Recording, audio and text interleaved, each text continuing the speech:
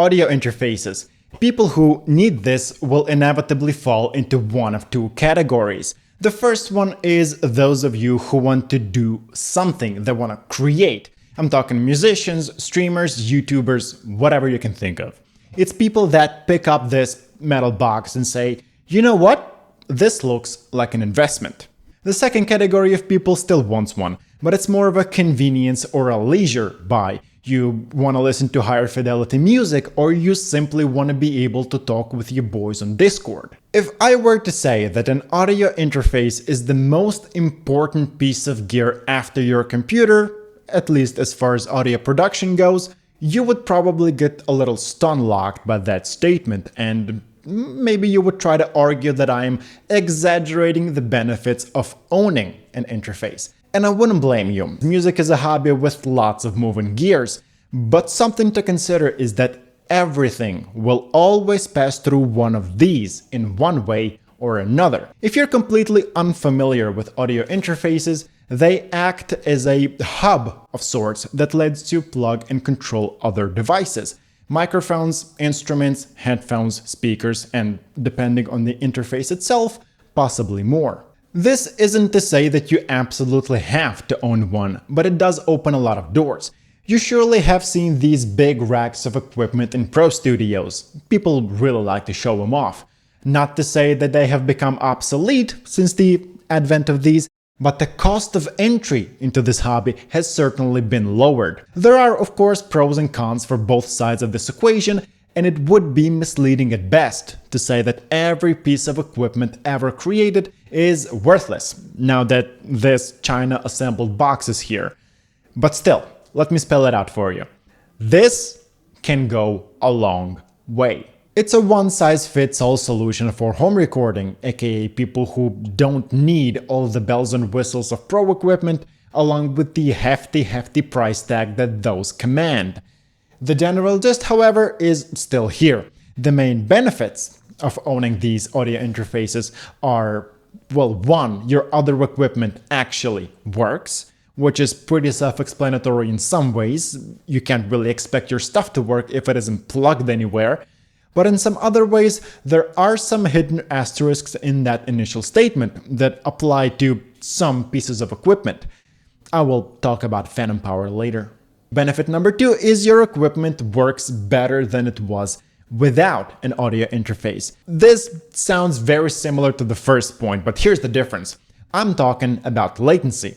Latency is a delay between you doing something and that something actually happening. Right now, I've increased the latency between the video and audio tracks, so now things seem really out of sync and it's extremely annoying to witness. It's even more annoying when recording. High latency means that there's a significant delay between what you do and what you hear, and that translates into sloppy performances. Okay, pause. Let me elaborate on that. This is a metronome.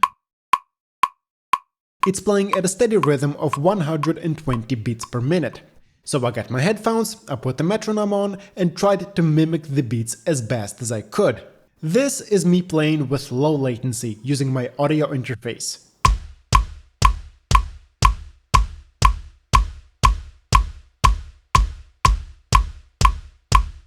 And this is me playing with high latency using the native sound card of my computer.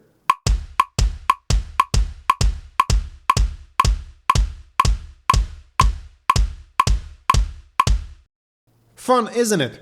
Some beats in a high latency attempt are landing close to where they should be, because I'm hearing that I'm not on time and my brain tries to compensate for not being on time. This introduces a whole nother level of mental math that you have no time to do while playing. And also, this is the simplest example I could think of, but even here you can already see the effect high latency has. It gets progressively worse as you're playing harder and more complex parts.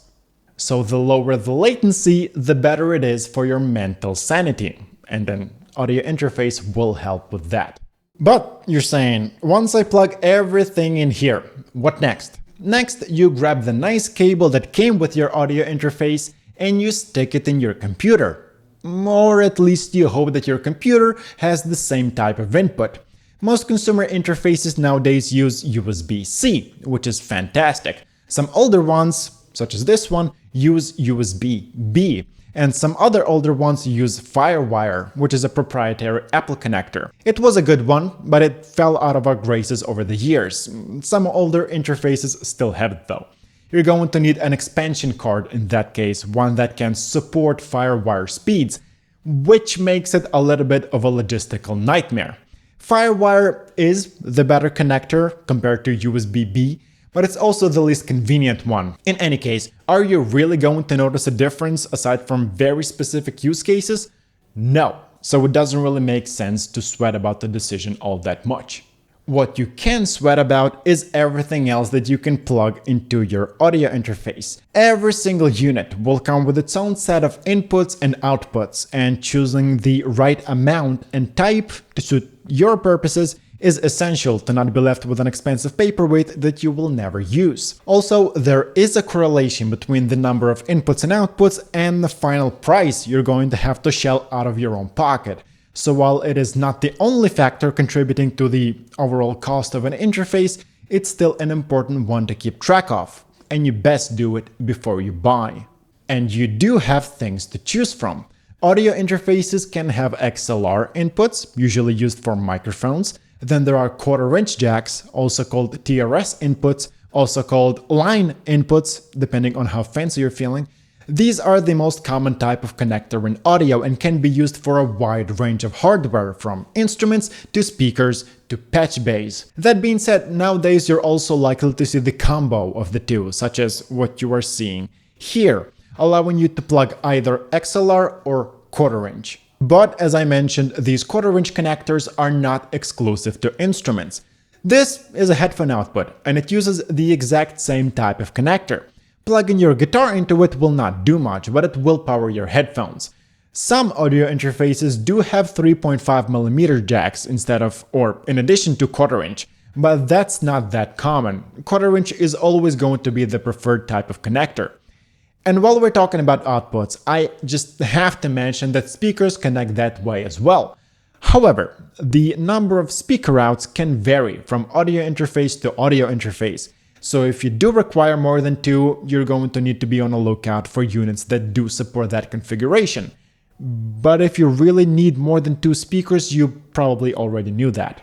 Another commonly available feature is phantom power. It's a small button you can find on pretty much all audio interfaces and is important enough to warrant a separate video. Pressing this tiny button will send some extra voltage to your equipment, so the natural question to ask is, when do you press it? Well, you press it when your equipment requires it, and by equipment I mostly mean condenser microphones or some type of active ribbon microphones. Don't turn it on otherwise, as it can potentially damage hardware that doesn't support that extra voltage. Or can it? Depending on who you ask, the answer can differ, but leaving phantom power run to things that don't need it and aren't equipped to handle it can increase the likelihood of hardware damage, although it is still rather unlikely. Otherwise, I would have just run out of equipment by now. Either way, remember to turn it off when you don't need it, okay? Good. And the last feature of audio interfaces, aside from all these knobs that control the volume of your signal, is direct monitoring. I'm choosing to showcase this on a Scarlett because it's a simple switch here. Flip it and you can hear in real time what's coming through these inputs. This is extremely useful when you're recording by yourself, for example. Being able to hear what you're doing in real time is a godsend, as you're able to adjust your settings and performance accordingly in real time, saving you the surprise of going into editing, thinking everything is fine, and figuring out it's not. And there you go, this has been a quick crash course on audio interfaces. If you still have questions that have been left unanswered, I likely do have an answer to those already. You're going to find the entire playlist in the description of this video. Smash the like button if you liked it, and dislike it if you disliked it. My name is Victor V, and I am out.